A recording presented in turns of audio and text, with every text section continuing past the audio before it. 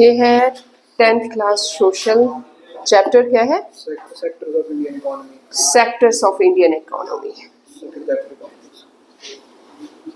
Economics का second chapter, और chapter का नाम है सेक्टर्स ऑफ इंडियन इकोनॉमी। कल हम इसमें कीवर्ड्स कर चुके हैं, और कीवर्ड्स में हमने क्या क्या समझा था कि क्या क्या किया था आपने। इकोनॉमिक एक्टिविटीज, जीडीपी क्या, what is the full form of GDP? Growth development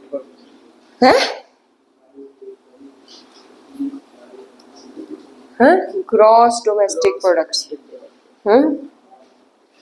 organise sector किया था। Organized sector is a sector which is organized and people in the sector have organized work. This is mainly controlled by government. और Unorganized sector in which people do not have organized work throughout the year. This is not controlled by government. और अब हम करने जा रहे हैं इसके दो लॉन्ग क्वेश्चंस। क्या करने जा रहे हैं?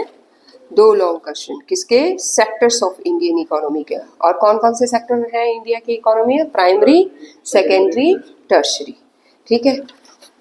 अब है हमारे पास, while estimating the national income only the value of the final goods and services is used. Explain with the help of an example. बोलते हैं आपने इंडिया की इकोनॉमी निकालनी है कि इस बार की इकोनॉमी बढ़ी या घटी। नेशनल इनकम निकालनी है, अपने पूरे देश की नेशनल इनकम निकालनी है। बोलते उसके लिए आपको सिर्फ फाइनल गुड्स की लेनी है। ये नहीं कि आपने आटा खरीदा, पहले आपने गेहूं खरीदिया, वो आपने 22 रुपए किलो खरीदी, उसका भी प्राइस लगा दो, फिर उसका आटा बनाया, फिर उसमें वो 40 रुपए का बेचा, तो उसमें वो 40 पूरे लगा दो हैं। फिर बोलते वो ब्रेड बेचा 50 का, फिर उसमें 50 को, तब तो नेशनल इकोनॉमी को ये तो डबल काउंटिंग हो गई ना। क्या हो गई है? डबल काउंटिंग हो गई। फिर उसका आपने वो ब्रेड बनाया, फिर ब्रेड का उसका क्या कहते हैं उसको, वो सैंडविच बनाया, वो अकेला ही 50 रुपए का बेचा, और वो मतलब वो आपने वो 1000 रुपए के एक ब्रेड से ही बेच दिए, है ना। बट ये नहीं है कि आप वो 20 रुपए भी काउंट करो नेशनल इनकम में, फिर उसके बाद वो 40 भी ऐड करो, फिर उसके बाद वो 50 भी ऐड करो, फिर वो 1000 भी ऐड करो, तो ये डबल काउंटिंग हो जाएगी।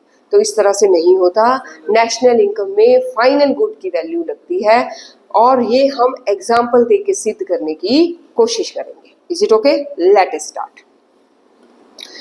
While estimating the performance of a sector, only the value of final goods and services is used. This is, ये क्यों किया जाता है?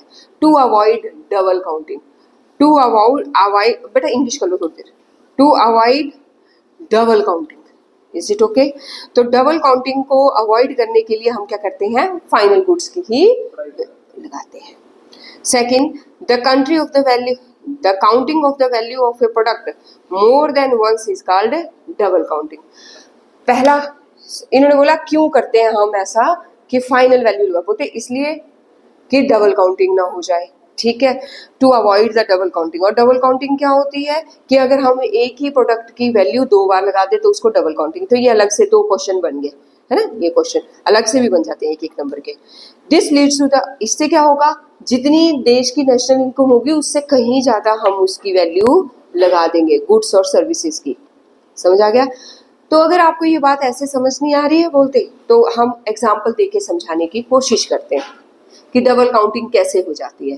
बोलते एक फार्मर ने क्या किया, 1 टन वीट निकाला और उसको सेल कर दिया फॉर ठीक है, सेल कर दिया। बोलते a farmer produces 1 ton of wheat and sell it for 100 rupees to flour mill को 100 रुपीज का उसने बेच दिया।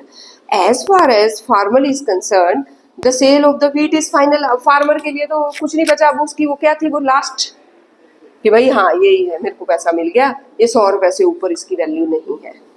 तो फार्मर के लिए तो वो लास्ट फाइनल था, फाइनल सेल थी। बोलते बट जो परचेज किया जिसने, उसके लिए तो फर्स्ट थी। उसके लिए क्या थी? फ्लोर मिल लेवल के लिए वो अभी इंटरमीडिएट है। ही कन्वर्ट्स, अब इसने वीट को फ्लोर में कन्वर्ट कर दिया, है ना, और बेकर को बेच दिया। कितने में? 150 में। 100 में उसने वीट खरीदी, वीट का फ्लोर बनाया और 150 रुपीज में बेकर को बेच दिया। हो गया? बोलते जैसे ही उसने बेच दिया, उसको लगा कि ये फाइनल प्रोडक्ट है, 150 ही है नेशनल इनकम इसकी, but for the baker it is intermediate, the baker sells the bread to the shopkeeper 200, अब उसने शॉपकीपर को 200 रुपए में ये बेच दिया the shopkeeper to the consumer, और शॉपकीपर ने कंज्यूमर को ये ब्रेड 250 रुपए में बेच दिया। बोलते हैं अगर आप इन सब की टोटल 100 रुपए भी जोड़ो, उसके बाद 150 भी जोड़ो,